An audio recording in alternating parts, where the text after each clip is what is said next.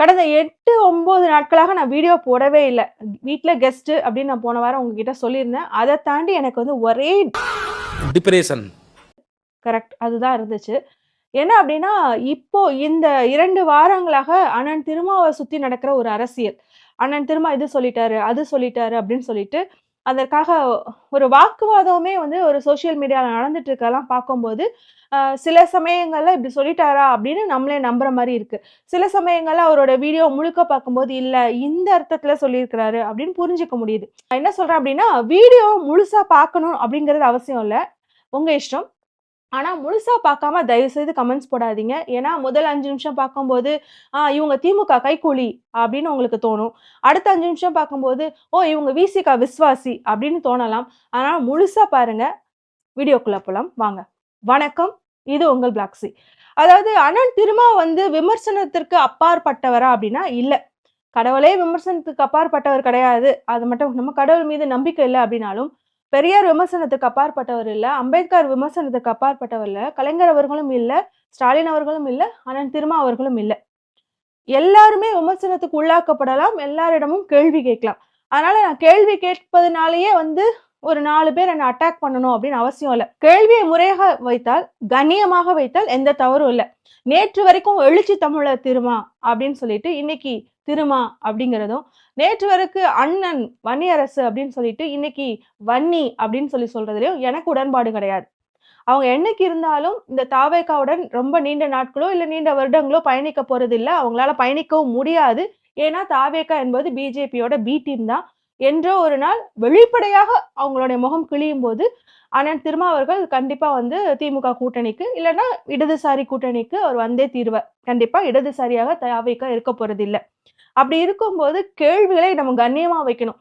திமுக விட்டு அவர் போயிட்டாரு அப்படிங்கிறதுக்காகவே இந்த ஒருமையில அழைக்கிறதோ, இல்லன்னா அவருடைய பேர சொல்லி அழைக்கிறதுலயோ எனக்கு உடன்பாடு கிடையாது. நான் மத்தவங்கள யாரையும் குறை சொல்லல. இதுல என்ன அப்படின்னா, அ அ அவருடைய செயல்பாடுகள்ல மிக முக்கியமா குறை சொல்றது அப்படின்னா, வன்னியண்ணா வந்து ஒரு இடத்துல போயிட்டு சோஃபா மாடல் அப்படிங்கிற கேள்விய வைக்கிறாங்க. அதுக்கு அவர் ஒரு விளக்கம் குடுக்குறார். இந்த மாரியான விஷயங்கள் தேவையில்லாத விஷயம். நம்ம வந்து அ ஆளுநர் ஆட்சி வரக்கூடாது அப்படின்னு அங்க போறோம். அப்போ நம்மளுக்கு ஒரு ஆப்பர்ச்சுனிட்டி கிடைக்குது. அந்த ஆப்பர்ச்சுனிட்டி நம்மளுடைய நீண்ட கால கோரிக்கையா, இல்ல ஆசையாகவும் இருக்கக்கூடிய ஒரு விஷயம் அப்படின்னா அதிகாரத்தில் பங்கு. அப்படிங்கிறத நம்ம எடுத்துக்கிறோம். அதிகாரம் கேபினெட் மினிஸ்டரா ஒண்ணு குடுக்குறாங்க. அப்ப நம்ம அந்த இடத்துல இருந்து நம்ம என்னலாம் செய்ய முடியுங்கிறதே நம்ம அப்பதான் புரிஞ்சுக்க முடியும். அதனால நம்ம அத ஏத்துக்கிறோம். அண்ட் ஆல்சோ இதுவரைக்கும் மனுக்கள குடுக்குற இடத்துல இருந்த நம்ம, இன்னைக்கு மனுக்கள வாங்கி நம்மளுடைய மக்கள், அது நான் ஒரு குறிப்பிட்ட ஒடுக்கப்பட்ட சமூகத்தினர், தா தாழ்த்தப்பட்ட சமூகத்தினர்ன்னு சொல்லல. அ எல்லா ஒடுக்கப்பட்ட சமூகத்தினரும் சரி, எல்லா பிற்படுத்தப்பட்ட சமூகத்தினருக்கும் சரி, பெண்களுக்கும் சரி, இப்போ அண்ணன்கிட்ட போய் யார் எந்த கோரிக்கை வச்சாலும் அவர் வந்து அதுக்கு இறங்கி அது என்னன்னு பார்க்குறாரு. அத தாண்டி அவருக்கு கேபினெட் மினிஸ்டர் பதவி வன்னியண்ணாக்கு குடுக்கும்போது, நம்ம என்ன சொன்னோம் அப்டின்னா, நீண்ட நாட்களுக்கான கோரிக்கையா இருக்கக்கூடியது அப்டின்னா, இந்த ஆணவ படுகொலைக்கான தனி சிறப்பு சட்டம் கொண்டு வரணும் அப்டிங்கிறத வந்து திருமா அண்ணா வந்து வலியுறுத்திட்டே இருக்கிறாரு. அத வந்து ஒரு வேள இந்த கேபினெட் மினிஸ்டரா இவங்க உள்ள போனாங்க. அதுவும் அதுக்கு சம்மந்தப்பட்ட துறைக்கே போனாங்க அப்டிங்கிறப்போ, சமூக நீதித்துறை அப்டின்னு ஒண்ணு குடுத்து வாங்கி போயிருக்காங்க அப்டின்னா, நிச்சயமாக இவர் வந்து இன்ஃப்ளூயன்ஸ் பண்ணி கண்டிப்பா வாங்குவாரு அப்டின்னு சொல்லி நம்ம பேசியிருக்கோம். ஆனா, அதவே நான் வந்து போன தடவ பேசும்போது சொல்லியிருந்தேன். நம்ம எவிடன்ஸ் கதிர் அவர்கள் வந்து எவிடன்ஸே இல்லாம ஒரு விஷயத்த பதிவு செய்திருந்தார். அதாவது அதாவது அண்ணன் வன்னியரசு அவர்கள் போய் இந்த கோரிக்கைய வச்சிருக்காங்க. ஆனா, மேலிடத்துல வந்து இத ஏற்றுக்கொள்ளவில்லை அப்படின்னு சொல்லியிருந்தாங்க. மேலிடம் அப்படின்னா முதல்வர் விஜய் அவர்களா? இல்லாட்டினா நிழல் முதல்வராக இருக்கக்கூடிய ஆதவ அர்ஜுனாவான்னு தெரியல. ஆனா ஏற்றுக்கொள்ளப்படவில்லை அப்படிங்கிறத மட்டும் பதிவு செஞ்சிருந்தார் எவிடன்ஸ் கதிர் அவர்கள். வின்சென்ட் ராஜ். இந்த மாரி நெறைய இந்த மாரி ஒரு சில விஷயங்கள் வந்து இன்னுமே அவங்களால நடத்த முடியாட்டினாலும், நெறைய விஷயங்கள வந்து இந்த 50 நாட்கள்ல வந்து வன்னியன் அவர்கள் செஞ்சிருக்காங்க. அப்படி இருக்கும்போது இந்த சோஃபா அப்படிங்கிற ஒரு விஷயத்துக்கு வந்து உட்கார்ந்து வழக்கம் குடுத்து அந்த தாவேக்காக்கு முட்டு குடுக்குற அளவுக்குலாம் நம்ம வந்து போயிடல. ஏன்னா நம்ம வந்து பாரம்பரியமாக 25 அதாவது கால் நூற்றாண்டுக்கு மேல இருக்கிற ஒரு கட்சி. அரை நூற்றாண்டுக்கு மேல இருக்கிற ஒரு இயக்கம். நம்ம போயிட்டு நேத்து மொளச்ச இந்த கட்சிக்கு இந்த சோஃபா மாடல்னு அவங்களுக்கு ஒருத்தவங்க பேர் குடுக்குறாங்கன்னா, அதுக்கு விளக்கம் குடுக்கணும்னு அவசியம் இல்ல. அந்த கேள்வி வச்சிருந்தாங்க அப்டின்னா, அது வந்து லைவ் இல்ல அப்டின்னா, நீங்க இந்த கொஸ்டின கட் பண்ணிருங்க. தவிர்த்துருங்க. எனக்கு விருப்பம் இல்லன்னு சொல்லியிருந்திருக்கலாம். லைவா இருந்திருந்தேன்னா, அது அந்த கட்சிக்கு மீது வைக்கப்பட்ட குற்றம். அதற்கு நான் என்ன பதில் சொல்ல முடியும்? நீ அந்த கட்சியில தான் நீங்க போய் கேட்கணும் அப்டின்னு சொல்லியிருந்திருக்கலாம். இந்த மாரி சில கேள்விகள் வந்து தவிர்த்திருந்திருக்கலாம். ஆனா இத தான் வந்து ம மக்களுமே வந்து பயங்கரமா பேசுறாங்க சோசியல் மீடியாங்கிறப்போ, இதெல்லாம் வந்து பேசவும் வேண்டிய அவசியம் இல்ல. அவங்களும் பதில் சொல்லியிருந்திருக்க வேணாம். இத நம்ம பேசணும்னு அவசியம் இல்ல. ஏன்னா, அவங்க கூட்டணியில இருக்கிறனால ஏதோ ஒரு நெருக்கடியின் காரணமாக இப்படிலாம் பேசிர்றாங்க. இதெல்லாம் தவிர்த்தரலாம். பட் அங்க போனாலும் அ அண்ணன் கிட்ட இருந்து எதிர்பார்க்கக்கூடிய விஷயம் அப்படின்னு இருக்குல்ல. அதாவது ஒரு தலைவர் அ ஒரு ஒடுக்கப்பட்ட சமூகத்திலேருந்து, தாழ்த்தப்படப்பட்ட சமூகத்திலேருந்து அந்த மக்களின் எழுச்சியாக வர்றது அவ்ளோ ஈஸி கிடையாது. இப்பவே வந்து இந்த ஆணவ படுகொலை எல்லாம் இந்த அளவுக்கு இருக்கும்போது, நீங்க 1990 இல்ல 2003 நம்ம இவங்க இருக்காங்க இல்லையா? கண்ணகி முருகேசன் அவங்களுடைய காலகட்டமா இருக்கட்டும். அதற்கப்புறம் வந்து மகாபலிபுரத்தில நடந்த அந்த சாதிய கலவரமா இருக்கட்டும். இந்த மாரி நெறைய விஷயங்கள் அப்போ திருமானாக்கு எவ்ளோ பிரஷர் வந்திருக்கும். அவர் ஃபீல்டுல போய் எவ்ளோ தூரம் வேல பார்த்திருந்திருப்பாரு. ஒடுக்கப்பட்ட சமூகத்திலிருந்து வந்து அ அதிகாரிகளையும் அவர் ஃபேஸ் பண்ணணும். தன்னுடைய மக்களையும் அவர் காப்பாத்தணும். இந்த மாரி நெறைய சிக்கல்ல இருந்து வந்த ஒரு மனுஷன நம்ம கேள்வி கேட்கறதுக்கு நம்மளுக்கு உரிமை இருக்கா? தார்மீக உரிமை இருக்கா? அப்டின்னா, ஆக்சுவலா பார்த்தீங்கன்னா, பெருசா நம்மளுக்கு இல்ல தான். ஏன்னா நம்ம வந்து ஃபீல்டுக்கே போனது கிடையாது. நம்ம வந்து இந்த 10க்கு 10 ரூம்ல உட்காந்துட்டு, ஏசில உட்காந்துட்டு வீடியோ போடுறோம். ஆனா, அதெல்லாமே என்னால புரிஞ்சுக்க முடியுது. அதனால தான் அண்ணன நம்ம இவ்ளோ நேசிக்கிறோம். அண்ணனும் அந்த மக்களோட எழுச்சியிலருந்து வந்தனால தான் எழுச்சி தமிழர். அதற்கப்புறம் வந்து பிற்படுத்தப்பட்ட மக்களுக்காகவும் அவர் பேசுறாரு. ஒடுக்கப்படுகிற பெண்களுக்காகவும் பேசுறாரு. ஓபிசிக்கு இடஒதுக்கீடுல ஒரு பிரச்சனைனாலும் பேசுறாரு. அனைவருக்குமான தலைவராக இருக்கக்கூடியவரா வளர்ந்து வந்த தலைவர் வந்து திருமா அண்ணா. ஒரு தலைவருடைய கொள்கை எவ்வளவு தூரத்துக்கு அவர வந்து அதுக்கப்புறம் வளர்ந்ததுக்கு அப்புறம் பூஸ்ட் பண்ணி கொண்டு போகுதோ, அதே மாரி அவருடைய பேச்சுக்களும் அவர் வளர்ந்ததுக்கு அப்புறம் அவர கொண்டு போகும். அப்போ அவன் பேச்சுல ரொம்ப கவனமா இருக்கணும். அதுவும் இப்போ வந்து மாற்று கூட்டணிக்கு போனம்போது, இன்னுமே ரொம்ப கவனமா இருக்கணும். ஆனா, அந்த இடத்துல வந்து அண்ணன் தவற விட்டுட்டே இருக்கிறாரு. அப்படிங்கிறது எனக்குமே வருத்தமா தான் இருக்கு. சரி, அப்போ தவற விடுறதுக்கான காரணம் என்னவா இருக்கும் அப்படின்னா, வேலைப்பளுவா கூட இருக்கலாம். அதுவுடன் சேர்ந்து அந்த வேலைப்பளுவோடு சேர்ந்து இன்னொரு விஷயம் என்ன அப்படின்னா, எப்படி விஜய் அவர்களுக்கு வந்து என்ன பேசுறோம், என்ன திட்டங்கள் கொண்டு வரோம் அப்படின்னு கொண்டு வரும்போதும் தெரியாது. அத வந்து அனவுன்ஸ் பண்ணதுக்கு அப்புறமும் அதனால மக்கள் வந்து கோவமா இருக்காங்க. இத வந்து இதுக்கு அகைன்ஸ்ட்டா பேசிட்டு இருக்காங்க அப்படிங்கிறது அவருக்கு தெரிய போறதில்ல. ஏன்னா, அவருக்கு அந்த செய்திகள யாருமே கொண்டு போகாம பார்த்துக்குவாங்க. அவர பத்தி புகழ் பாடுற விஷயங்கள மட்டும் கொண்டு போவாங்க. பாசிட்டிவா இருக்கிறத மட்டும் கொண்டு போவாங்க. மத்ததெல்லாம் வந்து மத்ததெல்லாம் அவர்கிட்ட கொண்டு போறது இல்ல. அவருக்கும் சுயமா இதெல்லாம் பிரச்சனை வரும் அப்படின்னு யோசிக்கிற அளவுலயும் அவர் இல்ல. இப்போ அண்ணன் திருமா சில விஷயங்கள் அ வந்து அவரால கண்டிப்பா சில விஷயங்கள் இல்ல, பெரும்பான்மையான விஷயங்கள் அவரால கண்டிப்பா இது வந்து பேசக்கூடாது, இது தவறு அப்படின்னு தெரியும். அதனால அவருக்கு யாரு சொல்லிக் குடுத்தாலும் அத வந்து அவரு ப்ராம்ப்ட் வாங்கி பேச போறதில்ல. அவரே வந்து யோசிச்சு தான் பதில் சொல்லப் போறார். ஆனா ஒரு சில விஷயங்கள் இருக்குல்ல, ஃபார் எக்ஸாம்பிள் வன்னியன் அப்படி தெரியாம வாய் விட்டாரு இல்லையா சோஃபான்னு. அதே மாரி அ திருமா அண்ணா கிட்ட வந்து கீர்த்தனா அவர்கள் வந்து ஆய்வுக்கு போனாங்க. அது சம்பந்தமா ஒரு கேள்வி வைக்கிறாங்க. அதெல்லாம் வந்து அண்ணா வந்து வன்னியண்ணாகிட்ட இருந்து ப்ராம்ப்ட் வாங்கிலாம் பேசணும்னு அவசியமே இல்ல. அவர் வந்து எனக்கு தெரியாதுப்பா. அது தாவேக்கா பிரச்சனை. ஆய்வுக்கு போறேன்ட்டு எங்கெங்கேயோ போயிட்டு இருக்காங்க. அவங்க என்ன பண்றாங்க நான் கவனிக்கல. இந்த மாரியான கேள்விகள நீங்க தாவேக்காவினரிடமே வைங்க அப்படின்னு அண்ணன் சொல்லியிருந்திருக்கலாம். ஆனா அந்த இடத்துல இப்படி தவற விட்டுறாரு. இப்ப இந்த மாரி தான் வந்து கிளாஷ் ஆயி எல்லாத்தையும் பேச ஆரம்பிச்சு, இப்ப கன்னா பின்னான்னு அண்ணன் பேசுறது எல்லாமே பிரச்சனைக்குரியதா மாறிக்கிட்டே இருக்கு. அதுக்கு நம்ம இன்னொன்னு உத்து கவனிக்க வேண்டிய விஷயம் என்ன அப்டின்னா, ஒண்ணு அண்ணன சுத்தி இருக்கிறவங்க அவருக்கு சரியான இன்ஃபர்மேஷன கொண்டு போய் சேர்க்கறதில்ல. இல்ல அப்டின்னா, இந்த பிரச்சனை இப்ப வைரல் ஆயிட்டு இருக்கு. இந்த அம்மா இந்த ஸ்கூலுக்கு போச்சு. இல்ல இவர் வந்து இங்க ஆய்வுக்கு போனாரு. இது பண்ணிட்டாரு. நாளைக்கு உங்களுக்கு இந்த கேள்வி வந்துச்சுன்னா, இந்த பதில சொல்லிருங்க அப்டின்னு சொல்லும்போது, அவர் உள்ளார்ந்த ஆக்சுவலான பிரச்சனை என்னன்னு தெரியாம, கூட இருக்கிறவங்க சொல்றத ஓகே. அவங்க நம்மளுக்கு இது நல்லதுக்கு தானே சொல்லுவாங்க. அப்படின்னு அப்படியே ப்ராம்ப்ட் வாங்கி பேசிர்றாரா? ஏன்னா நேரம் இல்லாததுனால. ஏன்னா, அண்ணன் திருமா அவங்களுடைய தம்பி, தங்கைகளுக்கு கேள்வி கேட்க தான் சொல்லிக் குடுத்திருக்கிறாரு. ஆ ஆசானாகிய திருமான் அவருடைய மாணவர்களுக்கு கேள்வி கேட்க தான் சொல்லிக் குடுத்திருக்கிறாரு. எனக்கு அப்படிதான் சொல்லிக் குடுத்திருக்கிறாரு.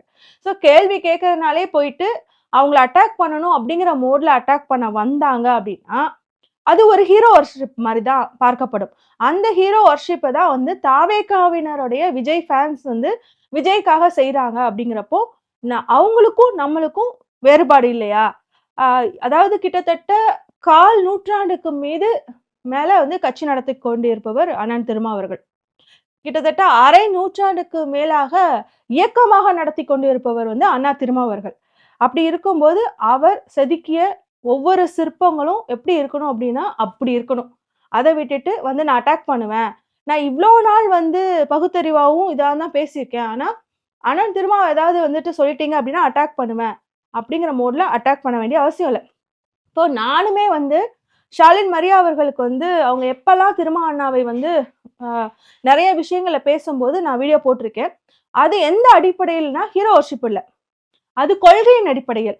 ஃபார் எக்ஸாம்பிள் வந்து அண்ணன் அவருடைய ஒரு ஏதோ ஒரு ஈவெண்ட்டு அதுக்கு வந்து ஹெலிகாப்டர் ரெண்ட்டுக்கு எடுத்து பண்ணணும் அப்படின்னு முயற்சிகள் செஞ்சாங்க. அப்புறம் அது நடக்கல. அதை வந்து ஒரு விமர்சனமா ரொம்ப கேவலமாக நக்கலா வந்து ஷாலின் மரியா பேசியிருந்தப்போ நான் ஒரு ஒரு உதாரணம் எடுத்து பேசினேன். என்ன அப்படின்னா அம்பேத்கர் அவர்கள் வந்து இதே மாதிரி கஷ்டப்பட்டுட்டு இருக்கும்போது அதே அந்த சமூகத்து மக்களுக்கு வந்து பலவித துன்பங்கள் சாதிய ஒடுக்குமுறை இருக்கும்போது மகாராஜா அவர்கள் குதிரையில வந்து அவரை ஊர்வலமாக அழைத்து கொண்டு போகும்போது அவர் ஏற்றுக்கொண்டார். என் மக்கள் கஷ்டப்படுறாங்க, அதனால வந்துட்டு நான் அதெல்லாம் எடுத்துக்க மாட்டேன் அவர் சொல்லலை. ஏன்னா அப்படி போனாதான் அந்த மக்களுக்கு வந்து இவரை மாதிரி நம்ம படிக்கணும், இவரை மாதிரி நம்ம கோட் சூட் போடணும், இவரை மாதிரி நம்ம வரணும் அப்படின்னு ஒரு ஐடென்டிக்கல் ஃபிகரா வந்து இருப்போம் அப்படின்னு அவர் நம்பினார். விலை உயர்ந்த ஹோட்டல்ல தான் அவர் தங்குவாரு, அந்த மாதிரிலாம் நம்ம படிச்சிருக்கோம். அதே மாதிரி பாத்தீங்க அப்படின்னா அண்ணன் கோவிலுக்குள்ள போயிட்டு அவருக்கு வந்து விபூதி பூசி விட்டதும் அதே ஷாலின் மரியா அவர்கள் வந்து மிக கேவலமா பேசினாங்க. ஆனா அவங்க அம்பேத்கர் கொள்கையை ஃபாலோ பண்ணக்கூடிய நபர் என்ன சொல்லுவாங்க அப்படின்னா, நான் கிறிஸ்டியன், நான் கோவில போய் ஒயின் சாப்பிடுவேன் அப்படின்னு சொல்லிட்டு ஹிந்து கிறிஸ்டியனாட்டியை வந்து கம்பேர் பண்ணி சொல்லும்போது, அதாவது ஆர்எஸ்எஸ் கம்பேர் பண்ணி சொல்லும்போது இந்த மாதிரியான வார்த்தைகளை விடுவாங்க. அப்போ நீங்க சர்ச்சுக்கு போயிட்டு ஒயின் சாப்பிட்றதையும் சாமி கும்புறதையும் உங்களுக்கு சரி அப்படின்னா, அம்பேத்கர் எந்த இடத்துலயும் கோயிலுக்கு போக வேணாம்னு சொல்லல. அவர் புத்த மதத்தை தழுவினார். அப்ப நீங்க புத்த மதத்தை தழுவிட்டீங்களா? அப்படிங்கிற கேள்வி வந்துச்சு. அதையும் நம்ம முன் வச்சோம். அதே மாதிரி விபூதி வைக்கிறது அப்படிங்கிறது அந்த கோவிலுக்குள்ள அந்த மக்களை வந்து விடமாட்டேங்கிறாங்க. அப்படிங்கிறப்போ அவங்களோட ரெப்ரசன்டேட்டிவா நான் இன்னைக்கு போறேன், நாளைக்கு அவனும் வருவான், அவனையும் கூப்பிடுவாங்க, வரக்கூடிய தைரியமும் உனக்கு வரணும், நான் ரெப்ரசன்டேட்டிவா இன்னைக்கு போறேன் அப்படிங்கிறது தான் அவர் போய் அந்த விபூதி வாங்கிக்கிறது எல்லாம். ஒரு காலத்துல எங்களை நீங்க விடலைல அப்படிங்கிற மாதிரியான ஒரு அந்த அம்பேத்கருடைய சிந்தனையிலிருந்து நடக்கிறதா. அண்ணனுக்கு பர்சனலா கோவிலோ கடவுளோ அவருக்கு நம்பிக்கை கிடையாது, ஆனா அதை அவர் ஏற்றுக்கொள்கிறார் அப்படின்னு சொல்லி நம்ம பேசியிருக்கோம். இந்த மாதிரி வன்மத்தோடு அண்ணாவை அணுகும் போதோ, அண்ணாவை வந்து ஒருமையில் அழைக்கும் போதோ, இல்ல குற்றச்சாட்டுகளை கேள்விகளை எழுப்பும் போது நம்மளுமே பேசியிருக்கோம். எங்க இருந்து அப்படின்னா கொள்கையோட அடிப்படையில இருந்து, ஹீரோ வர்ஷிப்ல இருந்து இல்ல. என்னோட கடைசி வீடியோ கூட பாத்தீங்க அப்படின்னா நான் வன்னியனாக்கு தான் போட்டிருந்தேன். 1 மாசம் அவர் கம்ப்ளீட் பண்ணதுல அவருடைய சாதனைகள் அப்படின்னு போட்டிருந்தேன். நான் இது வரைக்கும் திருமா அண்ணாவை எந்த இதுவும் கேள்விக்கு உட்படுத்தவில்லை. ஏன்னா எனக்கு ஒரே குழப்பமாவே இருந்துச்சு இந்த 8 நாட்களும் என்ன நடந்துட்டு இருக்கு அப்படின்னு அண்டர்ஸ்டாண்ட் பண்ணிக்கிறதுக்கு. ஆனா கேள்வி கேட்டவர்களே, அதுவும் நியாயமாக, நேர்மையாக, அறத்தோடு என்னுடைய அண்ணன் திருமா அப்படின்னு கேள்வி கேட்ட சில நபர்களை வேற சிலர் வந்து அட்டாக் பண்றத பார்க்க முடியுது. அப்போ அவர் வந்து அப்படி பேசிட்டார் அப்படின்னா அது நான் தவறுன்னு சொல்லல, ஆனா கண்டிப்பா தவறாதானே போய் முடியும். அதனால வந்துட்டு 98% வந்து அவருக்கு தெரியும் அவரோட பிரச்சனைகளை அவர் எப்படி வந்து மக்கள் சார்ந்து யோசிச்சு பேசணும்ட்டு. ஆனா இவங்க போறது ஆய்வுகள் எல்லாமே வெள்ளைக்கோட்டை போட்டுட்டு எதோ பண்ணிட்டு இருக்காங்கல்ல, இதுக்கெல்லாம் நம்ம வந்து முட்டு கொடுக்கணும்னு எந்த அவசியமே இல்லைல்ல. அதனால அவங்க கட்சிக்கான கேள்வியில அவங்ககிட்ட கேளுங்க அப்படின்னு சொல்லிட்டு போயிடலாம். ஒரு இடத்துல வந்து அண்ணன் என்ன பதிவு செய்யறாரு அப்படின்னா, ஏன் சிஎம் விஜய் அவர்களே தான் பதில் சொல்லணுமா, நாங்க இல்லையா பேசுறதுக்கு அப்படின்னு கேக்குறாரு. நீங்க இல்லைன்னா நீங்க வந்து பேச வேண்டிய அவசியமே இல்லை. நீங்க வந்து 50 வருஷ பழமையான ஒரு இயக்கத்துல இருந்து வந்திருக்கீங்க. அந்த இயக்கத்தை 50 வருஷம் வந்து கட்டி எழுப்பி வந்திருக்கீங்க. நீங்க வந்து இந்த 2 வருஷத்துக்கு முன்னாடி வந்து இவங்களுக்கு நீங்க வாயா இருக்கணும்னு அவசியமே இல்லை. அவங்களும் உங்களை வாயாதான் பயன்படுத்துறாங்க. இது வந்து முழுக்க முழுக்க இது வந்து ஒரு பிஜேபியோட அஜெண்டா தான். எப்படி வந்து மகாராஷ்டிரால இதே பிளாக் பாந்தர் அப்படின்னு தலித் சமூகத்திலிருந்து எழுச்சியிலிருந்து வந்த கட்சி வந்து எப்படி ஒன்றும் இல்லாம போனது அப்படிங்கிறத நான் நிறைய வாட்டி வந்து பேசியிருக்கேன். ஜெய்பீம் காமரேட் அப்படிங்கிற டாக்குமெண்ட்ரியை பாருங்க, அதுல தெரியும் அப்படின்ட்டு. அதை பேசும்போது ஒவ்வொரு முறையும் நான் சொன்னது என்ன அப்படின்னா, 2009 அங்க அழிச்ச மாதிரி இங்கேயும் வந்து இந்த விசிகா கட்சியை அழித்து விட வேண்டும் அப்படிங்கிறது தான் வந்து அவங்களுடைய முதல் நோக்கமாக இருந்தது. ஆனா அண்ணனுடைய இன்டெலெக்சுவல், அண்ணனுடைய ஐடியாலஜிக்கல் இந்த ரெண்டும் தான் இது வரைக்கும் அவரை வந்து தாக்கு பிடிச்சு இப்போ வரைக்கும் கொண்டு வந்து விட்டுருக்கு. இன்னைக்கு இந்த தாவேகா அப்படிங்கிற ஒரு கட்சி மூலமாக இந்த விசிகா அப்படிங்கிற கட்சிக்கு வந்து எதுவும் வந்துடக்கூடாது அப்படிங்கிற பதட்டத்துல இருந்து தான் எல்லாருமே வந்து இடதுசாரியா இருக்கிறவங்க பேசுறாங்க. ஆனா உங்க கட்சி மீது உங்களுக்கு இருக்கிற அக்கறைய விட, எங்களுக்கு இருக்கிற அக்கறை என்ன அவ்ளோ பெருசான்னு நீங்க கேட்டீங்க அப்படின்னா, நியாயம் தான். இருந்தாலும் ஒரு துளியோண்டாவது அந்த பயம் எங்களுக்கு இருக்கும்ல. அதுலேருந்து தான் பேசுறோம். அ ஆனா இது எப்படியாவது உங்ககிட்ட கொண்டு சேர்த்துறணும். நீங்க, வன்னியரசு அண்ணா, அதுக்கப்புறம் ரவிக்குமார் அண்ணா, இன்னும் ஒரு சிலர் இவங்க எல்லாரும் தான் எங்களுக்கு வந்து நம்பிக்கை. எங்களுக்கு எல்லாமே வந்து நாங்க அரசியல் கத்துக்கிட்டது. அதனால வந்து உங்ககிட்ட இந்த கருத்து உங்க எல்லார்கிட்டயும் வந்து போயிடணும். போய் சேர்ந்துரணும். நீங்க வந்து கொஞ்சம் அலர்ட்டா இருக்கணும். இந்த மாரி சின்ன சின்ன விஷயங்களுக்கெல்லாம் வந்து நீங்க தேவையில்லாம நீங்க முட்டு குடுக்குறீங்கன்னு நான் சொல்லல. ஆனா தேவையில்லாம இதுக்கெல்லாம் வந்துட்டு அவங்க பத்திரிகையாளர்கள் நீட்டுனோனே பதில் சொல்லணும்னு நெனச்சுட்டு, ஏதோ ஒரு பதட்டத்துல நீங்க பதில் சொல்லணும் அப்படிங்கிற எந்த அவசியமும் இல்ல. ஆனா என்னென்ன விஷயத்துக்கு நீங்க கண்டிப்பா பதில் சொல்லணும், இல்ல கேள்வி கேட்கணும் அப்படின்னு எனக்கு ஒரு லிஸ்ட்டே இருக்கு. அதுக்கு முன்னாடி எனக்கு இன்னொரு விஷயமே வந்து உங்ககிட்ட கடத்தணும் அப்படின்னு ஆசை அப்படின்னு பார்த்தீங்கன்னா, எப்படி பிஜேபி வந்து அங்க பிளாக் பாந்தர வந்து ஈஸியா உடைச்சுட்டாங்க. அதுக்கு அடுத்ததாக இங்க மூவ் பண்ணிட்டு இருக்காங்க. தாவேக்கா ஒரு பிஜேபி தான். அப்டின்னே நீங்க மனசுல வச்சுக்கோங்க. இது வந்து ஒரு முழுக்க முழுக்க ஒரு பிஜேபியோட ட்ராப் அப்படிங்கிறத அண்ணன் வந்து புரிஞ்சுக்கணும். இல்ல அ நம்ம எல்லாருமே புரிஞ்சுக்கணும். இப்போ என்னன்னா, அ தாவேக்கால இருக்கிற எல்லா எம்எல்ஏக்களும் செய்றது அத்தனையும் கேள்வியா கொண்டு போய் திருமா அண்ணா கிட்ட வந்து வைக்கிறாங்க. இல்லன்னா வன்னி அண்ணா கிட்ட வைக்கிறாங்க. அவங்க ஒரு கூட்டணியில இருக்கிறனாலன்னு தெரியல. ஏன் அந்த கேள்விய வந்து ஒரு கம்யூனிஸ்ட் தோழர்களிடமோ, இல்லன்னா ஐயுஎம்எல் கிட்டயோ கொண்டு போகல அப்படிங்கிற கேள்வியுமே இருக்கு. திருமா அண்ணா வந்து எப்பயுமே மக்கள் வந்து ஒரு மயக்கத்துக்கு போயிறக்கூடாது, ஒரு குழப்பத்துக்கு போயிறக்கூடாது அப்படின்னு ஒரு தெளிவு பெறணும் அப்படிங்கிறதுக்காக ஒரு ஆன்ஸர சொல்ல ட்ரை பண்றாரு. காலையில ஒரு ஆன்ஸர் சொல்றாரு. அந்த ஆன்ஸர் வந்து அவருக்கு முதல் நாள் தெரிவிக்கப்பட்ட பதில்கள் ஒரு இதுலருந்து சொல்லிர்றாரு. அதுக்கப்புறம் அதுக்கான எதிர்வினைகள்லாம் வரம்போது, ஓகே. அப்போ நம்ம சொன்ன ஆன்சர் தப்பு போல. அப்போ நம்ம கேள்விக்கும் நம்மளுக்கு குடுக்கப்பட்ட பதிலும் தப்பு போல. அப்படின்னு அதுக்கப்புறம் உள்ளார்ந்து அவர் கூட ரொம்ப நெருக்கமா இருக்கிற கட்சிக்கு உண்மையாக இருக்கக்கூடிய நபர்கள கூப்ட்டு வன்னி அண்ணாவா இருக்கலாம், இன்னும் ரவிக்குமார் அண்ணாவா இருக்கலாம், இவங்களெல்லாம் வந்து பாலாஜி அண்ணாவா இருக்கலாம். இவங்களெல்லாம் கூப்ட்டு கேட்கிறாரு. அப்போ விஷயம் தெரிஞ்சதுக்கப்புறம் வந்து ஈவினிங்கா வந்து அப்புறம் விளக்கம் குடுக்குறாரு. நான் என்ன சொல்றேன் அப்படின்னா, அ கிட்டத்தட்ட வந்து 98% கேள்விகள் வந்து தாவேக்காவினர் வந்து ஏதாவது செஞ்சுட்டு போறது தான் உங்ககிட்ட கேட்குறாங்க. அதுக்கெல்லாம் நீங்க பதில் சொல்லணும்னு அவசியமே இல்லண்ணா. மத்த கேள்விகளுக்கு நீங்க யாருடைய ஆலோசனையுமே இல்லாம டான்னு பதில் சொல்லிடுறீங்க. எனக்கு ஒரு நம்பிக்கை இருக்கு. இது ஏன் சொல்றேன் அப்படின்னா, இது ஏன் பிஜேபியோட ட்ராப்பா இருக்கக்கூடாது? இதுதான் எனக்கு வந்து 8 நாட்களாவுமே வந்து ஒரே ஸ்ட்ரெஸ் அண்ட் டிப்ரஷனா, ஒரு கன்ஃப்யூஷனா இருந்ததுக்கான காரணம். ஏன் வந்து அண்ணன சுத்தி இவ்ளோ குழப்பங்கள் அப்படின்னு சொல்லிட்டு உங்களோட வீடியோஸுமே வந்து நான் ஃபுல் லென்த்ல பார்த்துட்டே தான் இருந்தேன். ஏன் சொல்ல வரேன் அப்படின்னா, அ அதாவது நம்மளோட வீடியோஸே பார்த்தீங்க அப்படின்னா, நெறைய இன்ஃபர்மேஷன் குடுக்குறனாலேயே, ரொம்ப நெருங்கிய ஃப்ரெண்ட்ஸே வந்து என்ன சொல்லுவாங்கன்னா, "போர் அடிக்குது" அப்படின்னு சொல்லுவாங்க. இல்லாட்டினா நான் ஸ்டாட்டிஸ்டிக்ஸ் பார்த்தாலே, நான் 20 நிமிஷம் பேசியிருந்தாலும் 7 நிமிஷம், 8 நிமிஷம் தான் வீடியோ பார்த்துருப்பாங்க. அப்போ மக்களோட மனநிலை இந்த இன்ஸ்டால போய் ரொம்ப ஃபாஸ்ட்டா வந்து ஒர்க் ஆகுது. அவங்க ஒரு 3 நிமிஷத்துக்கு மேல எந்த விஷயத்தையுமே வந்து பார்க்குறதில்ல. நீங்க தெளிவா இன்ஃபர்மேஷன பாஸ் பண்ணி, ஏதோ இடையில ஒரு வார்த்தை சொல்றீங்க. அவங்க எல்லாத்தையும் சுருக்கி ஒரு மீம் கார்டா வந்து ஒரு கார்ட போட்டாங்கன்னு வச்சுக்கோங்களேன். அந்த கார்ட்ல இருக்கிறத நீங்க பேசுனீங்க அப்படின்னு சொல்லிட்டு, அவங்க ஒரு முடிவுக்கு வந்துடுறாங்க. எல்லா சமயமும் நீங்க அப்படி பேசுனீங்களா இல்ல. நீங்க நெறைய டைம் வந்து நீங்களுமே தவறுதலாக பேசியிருக்கீங்க. நான் வந்து அதுக்கெல்லாம் முட்டு குடுக்க வரல. ஆனா பெரும்பான்மையாக நடக்கிறத சொல்றேன். நீங்க அவ்ளோ தூரம் பேசுறத ஒரு சின்ன மீம் கார்ட்ல, ஒரு நியூஸ் கார்ட்ல கொண்டு வரணும் அப்படிங்கிறப்போ, சரியான கருத்து வந்து சேராது. அது ஒரு விஷயம். அதுதான் வந்து பிஜேபிக்கு வேணும். இப்ப என்னன்னு பார்த்தீங்கன்னா, இடதுசாரிகளே நம்மளே வந்து அடிச்சுட்டு இருக்கோம். அதுக்கு தான் அவன் ஆசைப்பட்டான். அது இப்ப நடந்துட்டு இருக்குது. இதுதான் வந்து திமுகவையும், விசிகாவையும், கம்யூனிஸ்ட் கட்சிகளையும் உடைச்சு, ஏன் தாவேக்காவே உடைச்சு, நாளைக்கு பிஜேபி வந்து மற்ற மாநிலங்கள்ல இருக்கிற மாரி இங்கேயும் வந்து ஒரு முதன்மையான ஒரு ஆளும் கட்சியாக வர்றதுக்கான ட்ராப்பு. அவங்க தான் ஆல்ரெடி மீடியாவ கையில வச்சிருக்கிறனால, இந்த மாரியான கேள்விகள உங்ககிட்ட கேட்க சொல்லி, உங்களுக்கு அழுத்தம் குடுக்க சொல்லி, நீங்க அந்த அழுத்தத்தின் பேரில் கேள்விகள் வைக்கப்பட்ட உடனே பதில் சொல்லிறணும். இல்ல வந்து நம்மளுடைய விசிகாவினர் இல்லாட்டினா இடதுசாரியினர் வந்து ஒரு குழப்பம் மயக்கத்துக்கு போயிருவாங்க. நம்ம வந்து கன்ஃப்யூஷன் இல்லாத ஒரு பதில குடுக்கணும்னு நீங்க முயற்சி எடுக்கிறது தான் இங்க பிரச்சனையா இருக்கு. அதனால எந்த கேள்விகளுக்கு பதில் சொல்லணும், எத கேள்வி கேட்கணும் அப்படின்னு நீங்க இனிமே வந்துட்டு மீடியாவ தவிர்த்துட்டு போறதுல எந்த தப்பும் இல்ல. சிஎம் அவர்கள், விஜய் அவர்களே மீடியாவ இதுவரைக்கும் சந்திக்கல அப்படின்னா, போதினிக்கும் நீங்க மீடியாவ சந்திக்கணும்னு எந்த அவசியமும் இல்ல. தேவையான கேள்விகள அங்கவே சந்திச்சு, அங்கேயே பதில் சொல்லுங்க. தேவையற்ற கேள்விகள அவங்க கட்சிகிட்ட கேளுங்க. இது அவங்க கட்சிய காப்பாத்துறது என் வேலை இல்லன்னு நீங்க சொல்லிட்டு போனேன்னா, இன்னும் சால சிறந்ததாக இருக்கும்னு நான் நினைக்கிறேன். சரி ஆனா, நீங்க சில சமயங்கள்ல தவறுதலாக சொன்னது, அ அதுக்கப்புறம் வந்துட்டு நீங்க கேட்காம விட்டதெல்லாம் நான் கண்டிப்பா கேட்டே ஆகணும்.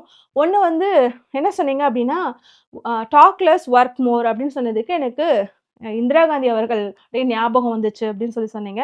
அந்த கேள்விய நீங்க தவிர்த்திருந்திருக்கலாம். அத தாண்டி நீங்க சுத்தமா கேட்காம விட்டதுன்னு பார்த்தீங்கன்னா, ஆட்சிக்கு வந்து ஒரு 2, 3 நாட்கள்லயே பார்த்தீங்க, இது வருது, ரம்ஜான் வருது. அதுக்கு குர்பானி அந்த பசுமாடு வெட்டக்கூடாது தடைன்னு சொல்லிட்டு, ஒருத்தவங்க வீட்டுக்குள்ள போய் என்னமோ வந்துட்டு தடை செஞ்சு ஏதோ பண்ணாங்க. அத சம்மந்தமா நீங்க எந்த கேள்வியுமே கேட்கல.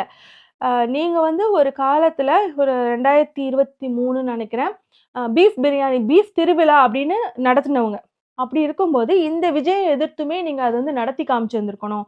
அவங்களுக்கு நீங்க கூட்டணியிலே போயிருந்தாலும், நீங்க கேபினெட் மினிஸ்டராவே ஆயிருந்தாலும், அப்ப நீங்க ஆயிருந்தீங்களா எனக்கு தெரியல. ஞாபகம் இல்ல. ஆயிருந்தாலுமே நீங்க வந்து பீஃப் பிரியாணி, பீஃப் திருவிழான்னு நீங்க கண்டிப்பா ஒரு போராட்டமாவே செஞ்சிருக்கணும். அத நீங்க செய்யல. நீங்க திறந்து வச்சு ஒரு படம் தான் வந்து டாக்குமெண்ட்ரி தான் வந்து திருப்பரங்குன்றம் ஃபைல்ஸ். அத பல இடங்கள்ல தடை செய்றாங்க. அது குறித்து நீங்க எந்த ஆர்ப்பாட்டம், போராட்டமோ உங்க கட்சியினரோ யாருமே எதுவுமே செய்யல. நீங்களும் அத வந்து பெருசா வந்து அதுக்கான எதிர்வினைய காட்டவே இல்ல.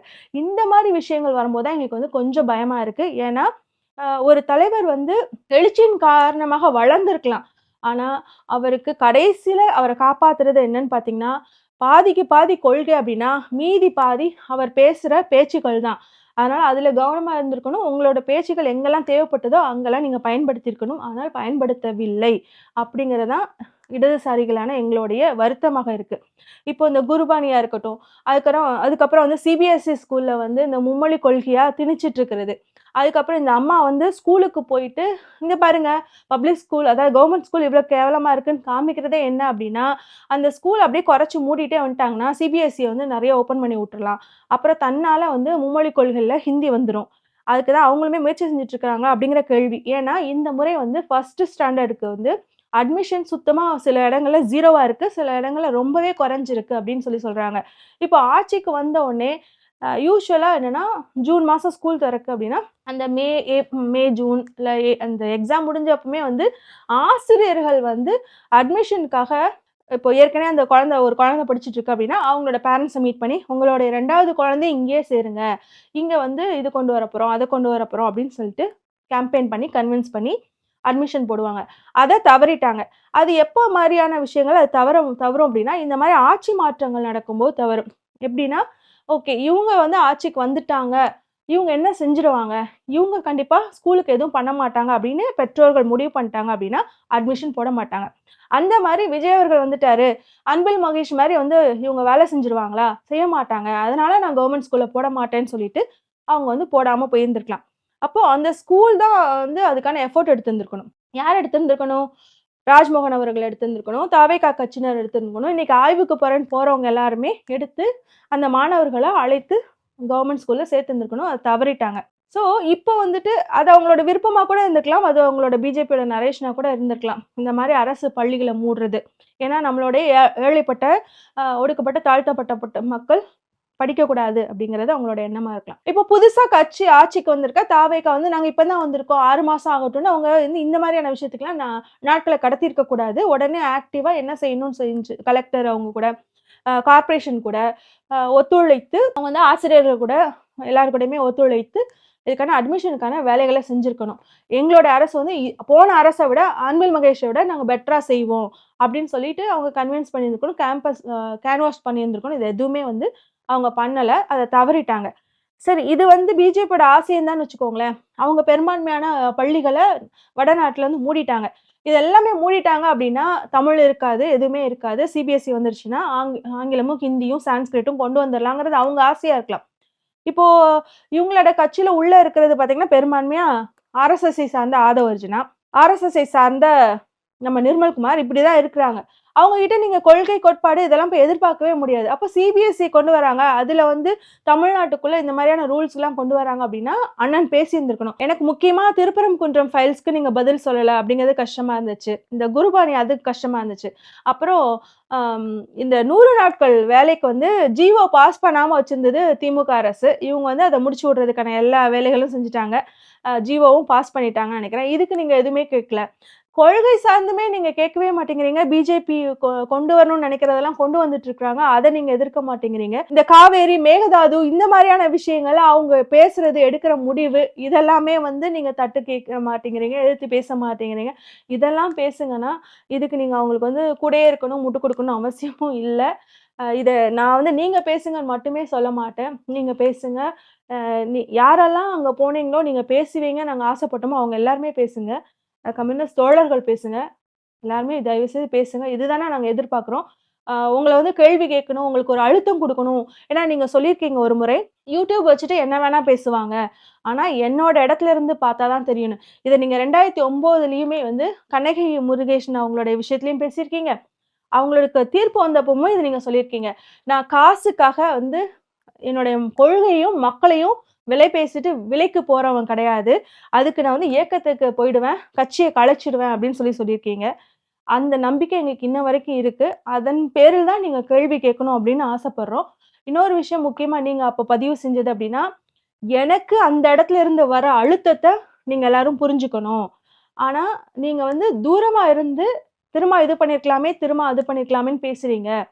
அப்படின்னு ஒரு உதாரணத்துக்கு ஒரு விஷயமும் சொன்னீங்க. அந்த உதாரணத்த நான் மக்கள்கிட்டயுமே இப்பவுமே பேச விரும்புறேன். ஆக்சுவலா முடிக்கலாம்னு நெனச்சேன். இருந்தாலும் சொல்லிர்றேன். இப்போ கண்ணகி முருகேசன் அவர்களுடைய மரணம். அதுல வந்து ஒரு பெரிய குற்றச்சாட்ட வந்து அண்ணன் திருமா மீது வைக்கிறாங்க. அவர் வந்து அ பேரம் பேசி இந்த கேஸ் குடுக்காதீங்க அப்படின்னு சொல்லிட்டு, கேஸ வாபஸ் வாங்கிருங்க அப்படின்னு சொல்லி பேசினாரு.